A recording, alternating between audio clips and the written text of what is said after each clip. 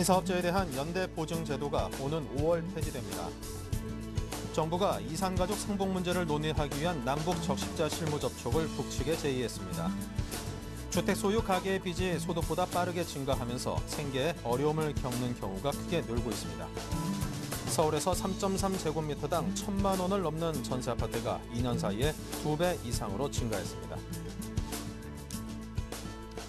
네, 시청자 여러분 안녕하십니까? 센경제 현장의 임동석입니다. 오늘 코스피 0.15% 하락하면서 약보합세로 장을 마쳤습니다. 하지만 이천선은 사수하는 저력도 함께 보였습니다. 김종성 기자 연결합니다. 안녕하십니까? 안녕하세요. 네, 코스피가 무디스의 유럽 6개국 신용등급 하향 조정 그리고 프로그램 매물의 영향으로 하락을 했는데요. 오늘 시황이 어땠습니까? 네, 오늘 코스피 지수는 전날보다 3.10포인트 내린 2002.64로 장을 마쳤습니다. 코스피는 국제신용평가사 무디스가 이탈리아 등 유럽 6개국의 신용등급을 하향 조정했다는 소식에 하락 출발했습니다. 그리스 문제 해결 기대감에 오전 한때 개인, 외국인 기관이 모두 순매수에 나서기도 했지만 차익거래 프로그램 매물이 대거 출회되며 지수를 끌어내렸습니다. 개인과 외국인이 각각 1,471억 원, 1,372억 원어치 순매수했고 기관이 515억 원어치를 순매도했습니다. 그러나 프로그램 매매에서 차익거래 2,262억 원 등 2,767억 원어치 물량이 쏟아져 나와 지수 하락을 주도했습니다. 업종별로는 전기가스업, 철강금속, 건설업 등이 하락했고 반면 비금속 광물, 섬유유복, 통신업 등은 소폭 올랐습니다. 시가총액 상위 종목 중에는 삼성전자, 현대차, 포스코 등이 하락했지만 LG전자가 3.06% 오른 것을 비롯해 LG화학, LG 등 LG그룹주들이 상승했습니다. 특히 SK텔레콤의 하이닉스 인수 완료 소식에 하이닉스는 2.61% 오르며 장을 마감했습니다. 이날 상한가 17개 종목을 포함해 394개 종목이 상승했고 반면 하한가를 기록한 종목 없이 414개 종목이 하락했습니다. 네, 이 국내 증시가 이천선 부근에서 정체 양상을 띠는 그런 모습입니다. 이 상대적으로 수익률을 더 높게 기록하고 있는 공모주 시장으로 투자자들의 자금이 상당히 쏠리고들이 있다던데요. 네, 그렇습니다. 코스피 지수가 지난 7일 2003.73포인트로 장을 마친 이후 닷새째 2000포인트 안팎에서 오르락 내리락 하는 모습입니다. 국내 증시가 이처럼 개걸음을 계속하자 최근 기업 공개 시장이 다시 두각을 드러내는 모습입니다. 실제로 지난 10일 일반 투자자를 대상으로 공모주 청약을 마감한 사람인 HR은 최종 경쟁률이 1057대 1에 달했습니다. 청약 증거금만 1조 2,800억 원이 몰렸는데요. 7일 공모주 청약을 마친 뉴로스 역시 최종 경쟁률이 1255대 1에 달했고 청약 증거금은 8천억 원 가량 됐습니다. 지난달 공모주 청약을 했던 남아토건의 경쟁률도 1269대 1을 기록했고 동아팜텍도 543대 1을 기록해 투자자의 높은 관심을 반영했습니다. 특히 동아팜텍에는 2조 9천억 원에 달하는 대규모 청약 증거금이 유입되기도 했습니다. 이처럼 투자자들이 공모주로 몰리고 있는 것은 최근 공모주의 초반 수익률이 일반 주식보다 높게 나타났기 때문으로 풀이됩니다. 증권업계에 따르면 지난달 공모주의 시초가 평균 상승률은 44%나 됐습니다.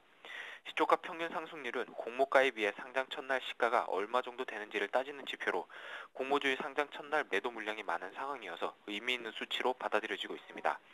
지난달 20일 상장한 동아팜텍은 공모가가 24,000원이었지만 시초가가 35,000원에 형성되며 45% 정도의 수익률을 내다볼 수 있었습니다. 지난달 31일 상장한 남아토건도 공모가가 3,000원이었던 데 비해 시초가는 4,000원이었고 종가는 4,290원이었습니다. 이날 매도했을 경우 약 33에서 43%의 수익률을 거둘 수 있었습니다. 네, 자 이처럼 IPO 시장에 투자 자금이 몰린다는 게 시장의 유동성은 좀 풍부한데 또 마땅한 투자처는 없다 이런 뜻 아닐까요? 네, 그렇습니다. 금융투자업계에 따르면 지난달 초 17조 원에 불과했던 고객 예탁금이 최근 20조 원을 넘어서는 등 증시 유동성이 풍부해졌습니다. 그러나 증시가 2,000포인트를 넘기며 투자 타이밍을 잡기 어려워진 상황인데요. 오현석 삼성증권 연구원은 당분간 코스피 지수가 1950에서 2050포인트 사이에서 움직일 것으로 보이며 급등락의 모습은 나타나지 않을 것으로 전망된다고 말했습니다. 그는 또 고객 예탁금이 증가하는 등 개인들의 투자 심리는 회복됐지만 투자 타이밍을 맞추기 힘들어 공모주 등으로 투자 자금이 이동하는 것 같다고 설명했습니다. 또 다른 전문가들은 IPO 시장으로의 자금 유입과 공모주 투자 수익률 증대 현상이 당분간 이어질 것으로 보고 있습니다.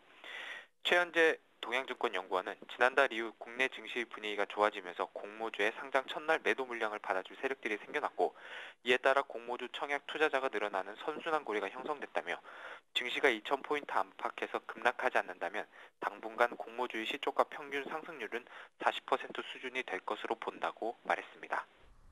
네, 지금까지 증시 관련 소식을 김종성 기자와 함께했습니다. 감사합니다. 고맙습니다.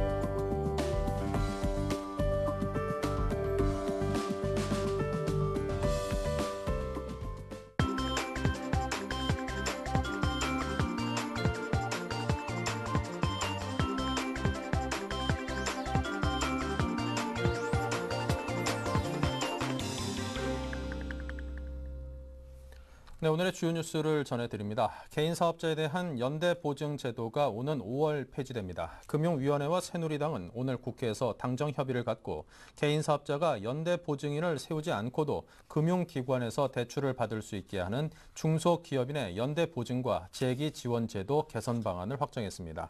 당정은 금융회사들이 실제 경영자 이외에 경영에 참여하는 가족이나 이사 등에게 관행적으로 요구하는 연대 보증을 없애기로 했습니다.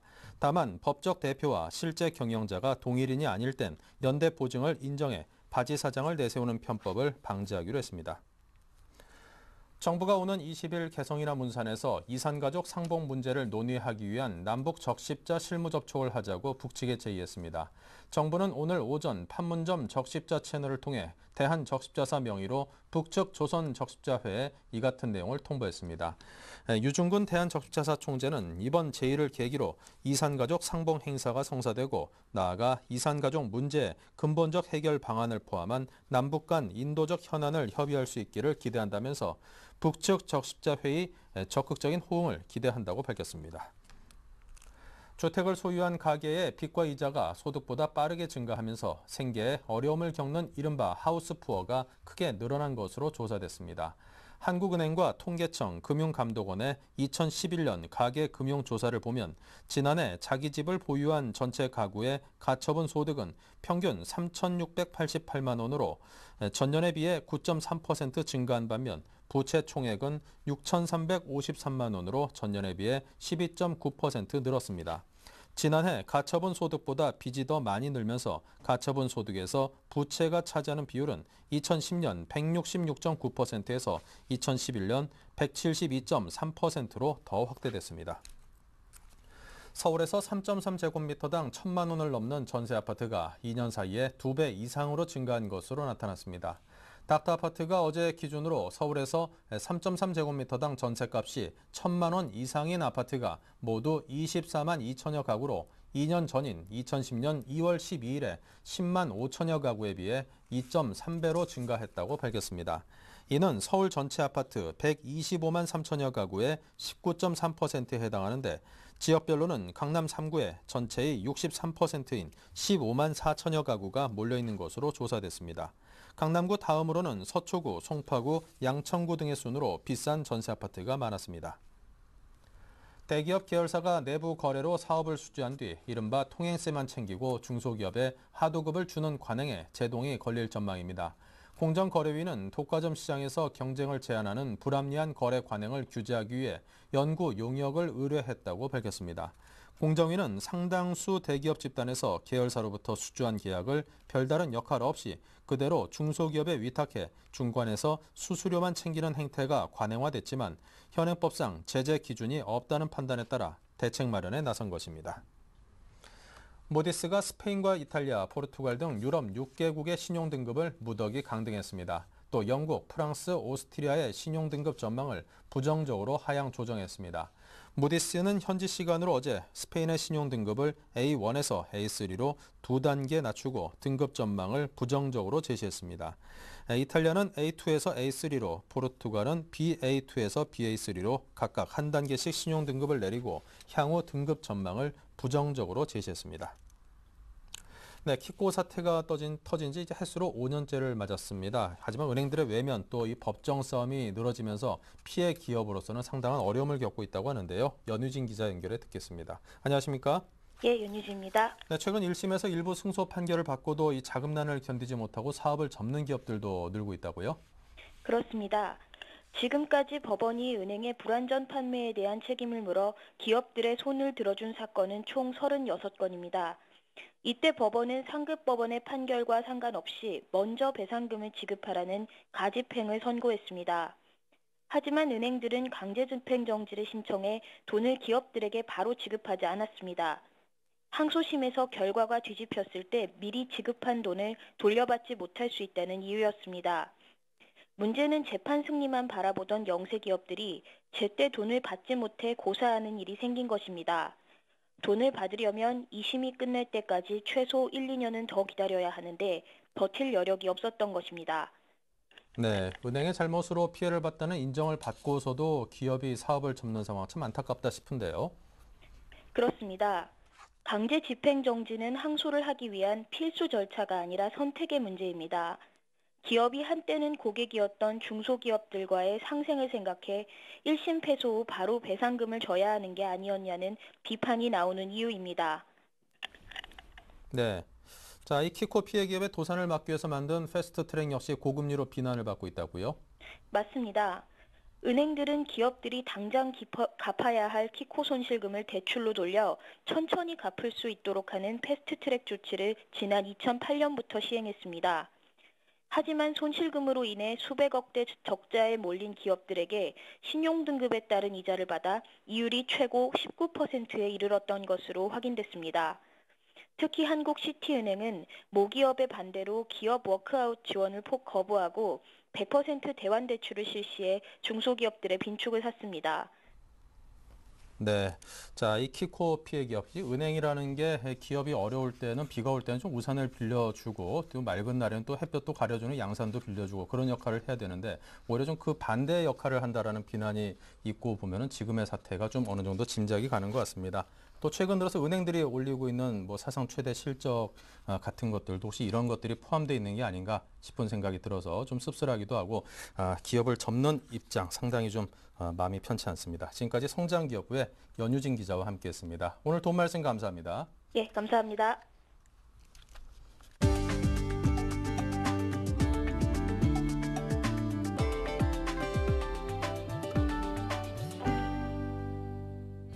고 이병철 삼성그룹 창업주의 장남인 이맹희 전 제일비료 회장이 동생인 이건희 삼성전자 회장을 상대로 차명 주식을 돌려달라는 소송을 제기했습니다.